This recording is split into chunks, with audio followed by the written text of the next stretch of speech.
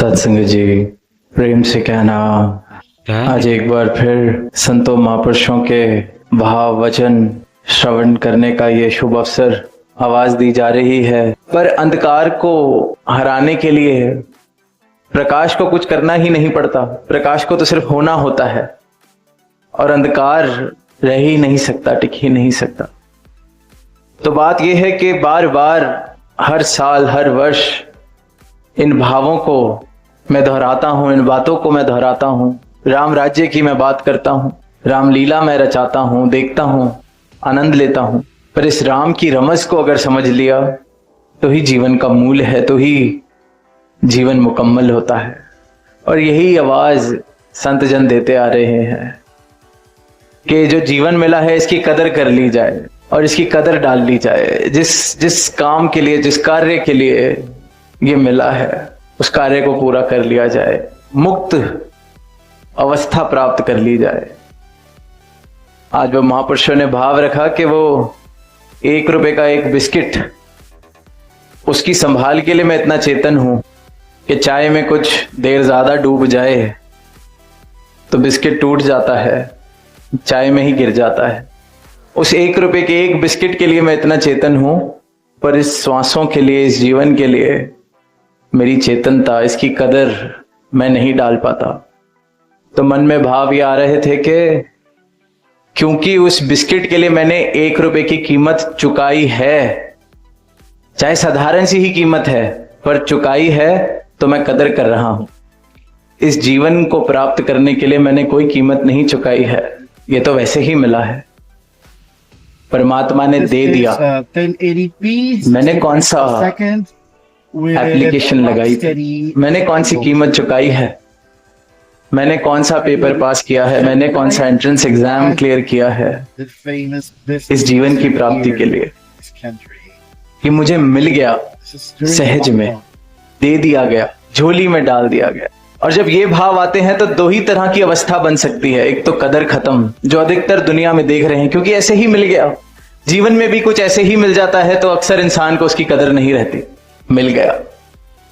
तभी बड़े आजकल जब देखते हैं कि जो आज से कुछ वर्ष पहले सुविधाएं थी वो कितनी दुर्लभ थी, तो जो बड़े बुजुर्ग हैं वो बड़ी कीमत समझाते हैं कि हमने बड़ी मेहनत करी है तो ये मिला है, बहुत मुश्किल से मिला है, इतने इतने घंटे काम किए तो ये मुमकिन हो पाया है। पर जिस बच्चे को शुरुआती वहां से मिली, उन प्राप्तियों से हुई, तो शायद वो उस तरह से उस बात की कदर नहीं कर पाता। स्वाभाविक है, स्वाभाविक है। और इसी प्रकार अधिकतर मानवता भी इस जीवन की कदर नहीं कर पा रही, क्योंकि मैंने क्या दिया है, मुझे तो मिल गया। उस चाय के बिस्किट के लिए फिर 1 रुपया खर्चा था, कोई कीमत चुकाई थी। जीवन, अनमोल जीवन, जिसके लिए कहा गया है कि बड़े भाग से मिला है, दुर्लभ है। अगर लाइन में खड़ा हुआ होता, दरवाजे खटखटाए होते, भीख मांगी होती, शायद कदर होती, शायद। ऐसे ही मिल गया, सहज में ही मिल गया, तो कदर कहां से आनी।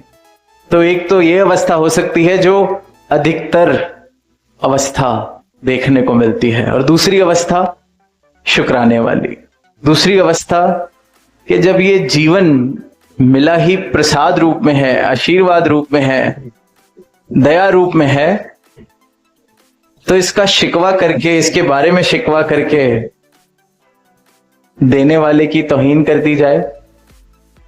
जो दाता है उसके आगे इस जीवन का तो शुक्राना मैंने नहीं किया, फिर इस जीवन में जो कमियां हैं, ये जीवन में अब मेरे मुताबिक जो नहीं है, उसका मैं शिकवा करूं।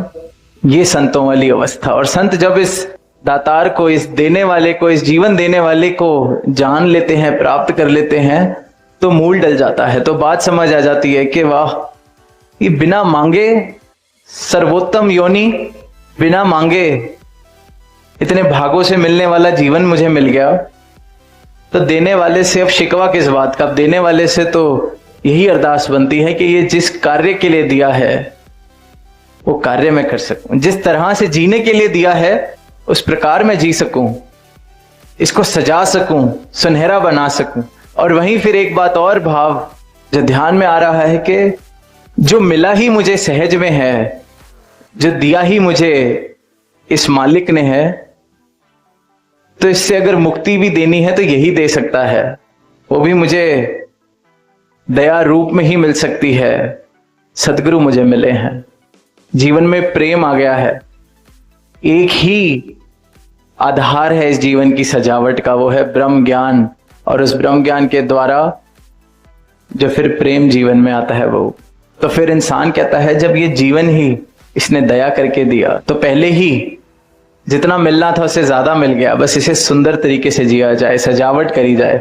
बेशक प्राप्तियों की कोशिश जो है जरूर की जाए, बेशक कर्म सारे किए जाएं, पर फिर शिकवे वाले भाव जीवन से चले जाते हैं कि ठीक है, जब जीवन इसने बिना मांगे दिया है तो और कुछ भी जो देना होगा बिना मांगे ही दे देगा। शुरुआत इस यात्रा की मांग से नहीं, इसकी रहमत से हुई है। तो जीवन में अगर शुक्राना बन जाए इस मांग के अलावा, तो जैसी शुरुआत आनंद पूर्वक, वैसा ही ये जीवन आनंद पूर्वक चल सकता है, फिर अंत भी इसका आनंद पूर्वक है। और यही आवाज संत दे रहे हैं, महापुरुष दे रहे हैं कि इस दातार को, इस कर्ता को, जिसने इस सृष्टि को बनाया है, हम सबको बनाया है, जो जर्रे जर्रे में मौजूद है, इसे जान लिया जाए, इसे पहचान लिया जाए, इसके साथ एकमिक होने का प्रयास उसके बाद किया जाए। आनंदमय जीवन अगर जीना है तो अभी भाव सुने कि अपनी कीमत, अपनी वैल्यू, अपनी आइडेंटिटी, या तो जितने मैंने कर्म किए हैं, जो मैंने अचीवमेंट्स की हैं, उन सब का जोड़ मेरी आइडेंटिटी है, मेरी मैं है। कोई पूछे कि मैं कौन हूं, कोई हमसे पूछता है, तो जो सबसे उत्तम उपलब्धि हमारी होती है, हम उसके द्वारा उसे बताते हैं हम कौन हैं, क्योंकि मेरी मैं मेरी उपलब्धियों का ही जोड़ है। या फिर कोई और जो मेरे बारे में जानता है कहता है, जैसे कि आज सुना।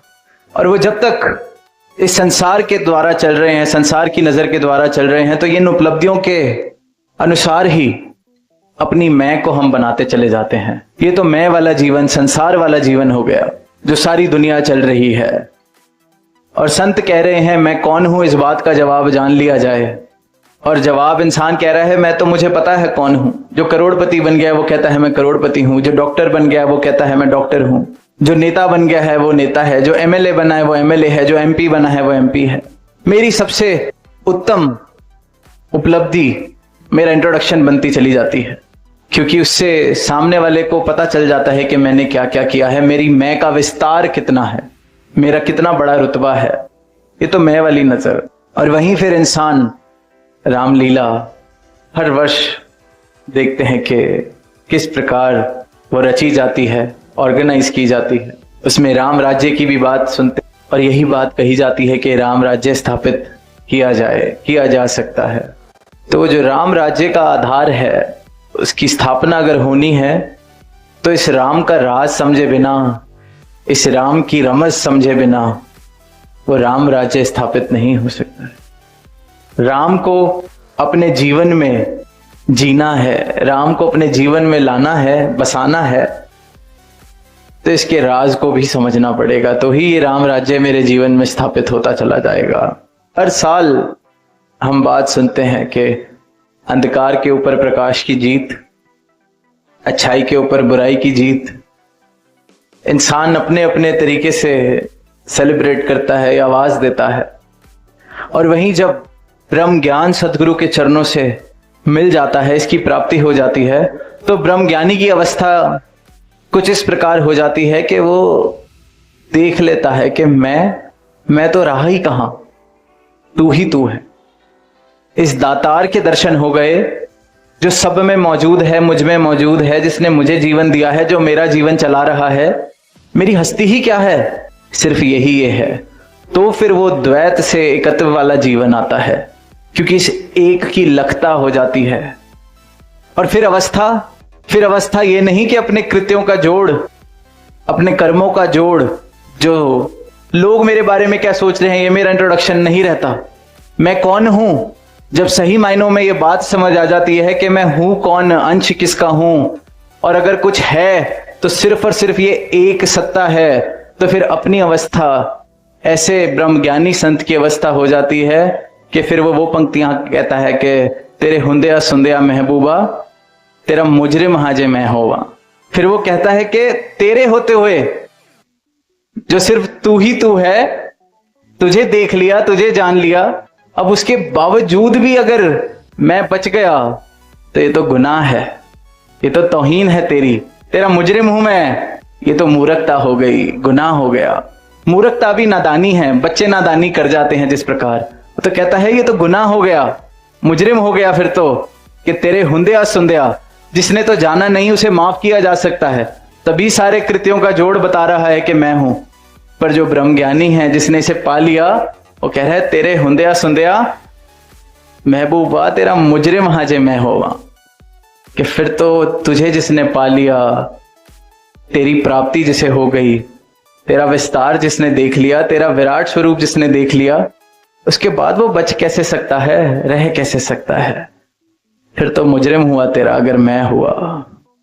तो ये अवस्था ब्रह्मज्ञानी की, ये अवस्था आनंद वाली, ये अवस्था प्रेम वाली, कि इस दातार को, इस प्रीतम को, इस महबूब को पाके फिर अपना होना एक जुर्म हो जाता है, गुनाह हो जाता है, गुंजाइश ही नहीं बचती, फिर इसमें एकमिक होने वाली अवस्था बन जाती है।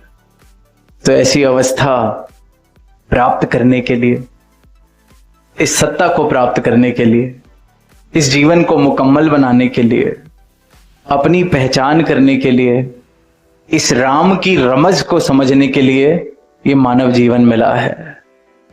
इसका मूल डाल लिया जाए, इसकी कदर कर ली जाए। जब तक श्वासें चल रही हैं तब तक ये मुमकिन है, हर किसी के लिए मुमकिन है।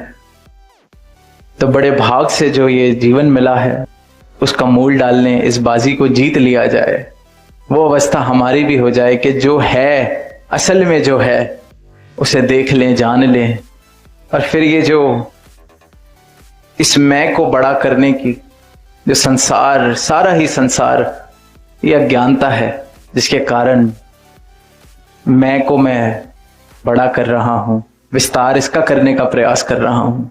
और जब ब्रह्म ज्ञान आ जाता है तो पता चल जाता है कि असल में है क्या, है कौन, किसकी हस्ती, किसका मैं अंश। तो जीवन जीने का रूप, रंग, ढंग सब बदल जाता है जब सदगुरु की नजर मिल जाती है। और फिर जो गुरसिख गुरदी अख नाल वेखे, गुरदे कन्नाल सुनता है, उसके जीवन की अवस्था फिर ये खुशबू वाली, महक वाली हो जाती है, भक्ति वाली हो जाती है।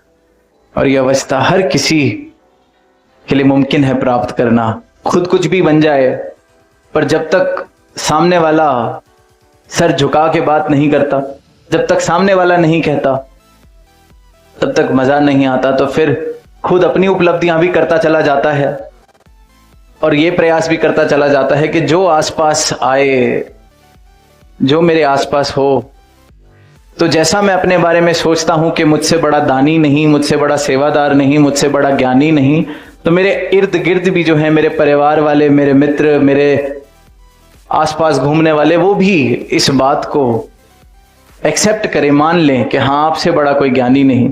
तो ये अपनी मैं को बनाने का प्रयास हर एक इंसान करता है। ये मैं वाला जीवन, संसार वाला जीवन इंसान के साथ है, मानव के साथ है। जब तक ये श्वासें हैं, इन श्वासों के चलते ही ये मुमकिन है। और जहां ये यात्रा, जहां ये श्वासों की लड़ी छूट जाए, फिर ये बाजी हाथ से चली जाती है। कोई नया पैगाम नहीं, युगों युगों से जिस जिसने पाया इस प्रभु को, उसने यही आवाज दी, इस प्रभु की महिमा गाई, यशोगान किया, और वहीं सारी मानवता को जहां जहां तक आवाज दे सके, ये प्रयास किया आवाज देने का कि इस परमात्मा को प्राप्त किया जा सकता है, देखा जा सकता है, अपनी पहचान करी जा सकती। और आज भी देखते हैं कि कोई किसी भी तरीके से, किसी भी मान्यता के अनुसार परमात्मा में आस्था रखता हो तो अक्सर इस तरह के भाव अनुभव करता है जो कहता है कि देखो परमात्मा ने कितनी सुंदर प्रकृति बनाई है। देखने वाली नजर मिले ना मिले, लेकिन इंसान जो आस्था रखता है किसी भी मान्यता के अनुसार इस तरह की बात करता है, और जिसे ये नजर मिल जाती है जो परमात्मा के दर्शन कर रहा है, वो भी कह रहा है कि हर पत्ते विच सूरत तेरी, हर जर्रे ते तेरा नाम। हर जगह देख रहे हैं, हर जगह तेरे जलवे हैं कि वैसे तो देखता हूं तेरे जलवे हर सू। पर संत महापुरुष आगे आवाज देते हैं कि काश अब ऐसा हो कि मुझ में भी तू नजर आने लगे। और दातार से यही अरदास कि हर मानव इस अवस्था को प्राप्त करे, राम के राज को समझ के ये राम राज्य की स्थापना करते चला जाए। प्रेम से कहना